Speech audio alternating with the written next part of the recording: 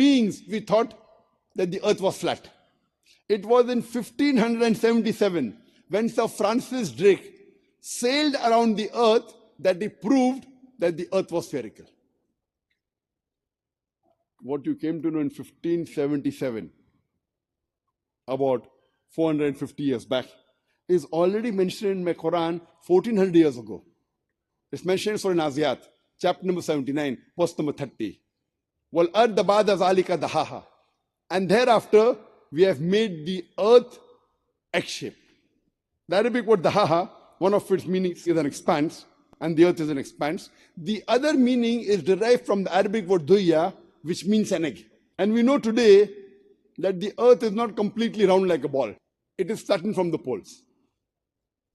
And the Arabic word duya doesn't refer to a normal egg. It specifically refers to the egg of an ostrich.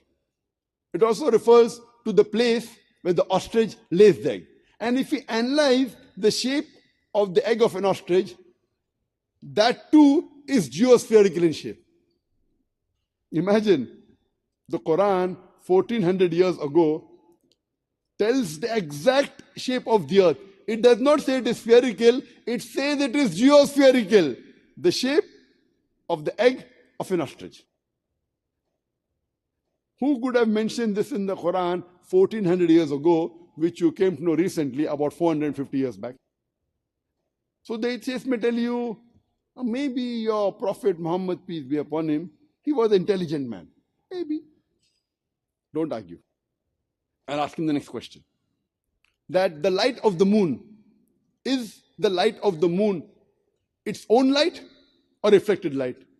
So the atheist will tell us that previously we thought that the light of the moon was its own light. Recently we came to know in science, 200 years back, 400 years back, 500 years back, that the light of the moon is not its own light, but it is a reflected light of the sun. I will tell him that Quran says in Surah Furqan, chapter number 25, verse number 61, blessed is he who has placed the constellations in the sky and placed therein sun having its own light and moon having borrowed light. The Arabic word used for the sun in the Quran is Shams, and its light is always described as Siraj, Wahaj or Diya, meaning a torch, blazing glory, or a blazing lamp.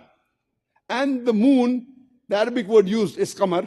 Its light is always described as Munir or Nur, meaning borrowed light or reflected light. So Quran says 1400 years ago that the light of the moon, it's not its own light, but reflected light. And this message is further repeated in Surah Yunus, chapter number 10, verse number 5, as well as Surah Nuh, chapter number 71, verse number 16, that the light of the moon is borrowed light or reflected light. When I was in school, I passed my school in 1982, about 33 years back. I learned in school, in science, that the sun, though it revolved, but it did not rotate about its own axis. In this context, it was stationary. The atheist will tell me, is that what is mentioned in the Quran? No, that is what I read in my school book. But when I read the Quran says in Surah Anbiya, chapter number 21, verse number 33, Huwa alladhi khalaqa al-layla wa nahara. It's Allah who has created the night and the day. وَالشَّمْسَ وَالْقَمَرَ, the sun and the moon. كُلٌّ فِي فَلْكِ يَسْبَحُونَ, each one traveling in an orbit with its own motion. The Arabic word used here is yasbahun, derived from the Arabic word sabaha, which describes the motion of a moving body. If I use this Arabic word for a person on the floor, it will not mean he's rolling, it will mean he's walking or running. If I use the same Arabic word for a person in the water, it will not mean he's floating, it will mean he's swimming.